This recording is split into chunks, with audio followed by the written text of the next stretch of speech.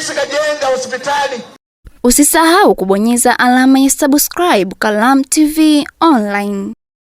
Mtazamaji wa YouTube channel yetu ya Kalamu TV Online, tunaripoti taarifa hii kutokea mkoani Dodoma. Waziri Mkuu Dr. Mwigulu Nchemba ameagiza mamlaka zinazohusika kuchukua hatua kali dhidi ya muuguzi mmoja mkoani Tabora anayedaiwa kufanya upasuaji wa mgonjwa nyumbani kwake kinyume na maadili ya taaluma ya afya. Mwigulu ametoa maagizo hayo alipokuwa akizungumza na wafanyabiashara soko la Machinga jijini Dodoma baada ya kusimamishwa na wafanyabiashara hao. Waziri Mkuu alisema haiwezekani mtu kufanya upasuaji nyumbani wakati serikali imejenga hospitali, vituo vya afya na hospitali za rufaa katika maeneo mbalimbali ili wananchi wapate huduma salama. Usisahau kubonyeza alama ya subscribe kwenye YouTube channel yetu ya Kalamu TV Online ili uwe wa kwanza kupata taarifa zetu.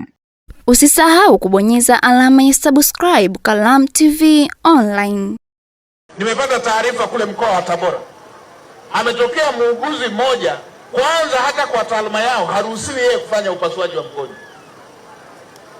Ameenda, amemchukua mgonjwa, kampeleka nyumbani kwake, anamfanyia upasuaji kwenye kochi nyumbani kwake. Watu wasiojali maisha ya watu. Unafanya majaribio kwenye maisha ya mtu. Unafanyia majaribio maisha ya mtu. Maisha ya binadamu unafanyia majaribio. Mheshimiwa Rais kajenga hospitali kila kona. Tuna hospitali za wilaya, tuna hospitali za rufaa. Kuna vituo vya afya siku hizi vina hadhi kama ya hospitali ya wilaya. Unaenda kumfanyia mgonjwa chumbani nyumbani kwako kwenye kochi.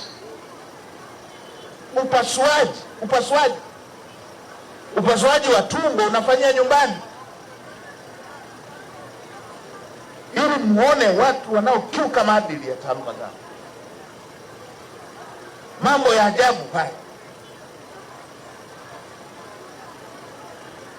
Sasa naelekeza mamlaka zinazohusika.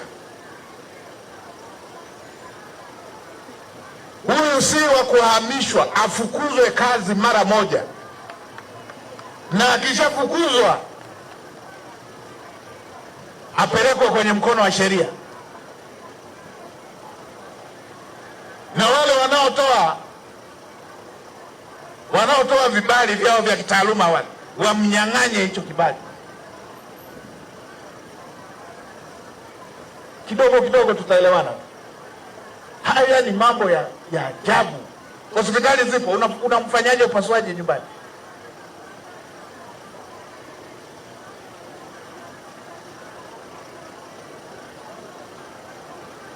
Mkuu wa mkoa wa Tabora, mkamateni, msimwachie, afukuzwe kazi, aondolewe hiyo hadhi ya tabibu aliyopewa, lakini pia afikishwe kwenye mkono wa sheria. Usisahau kubonyeza alama ya subscribe Kalamu TV Online.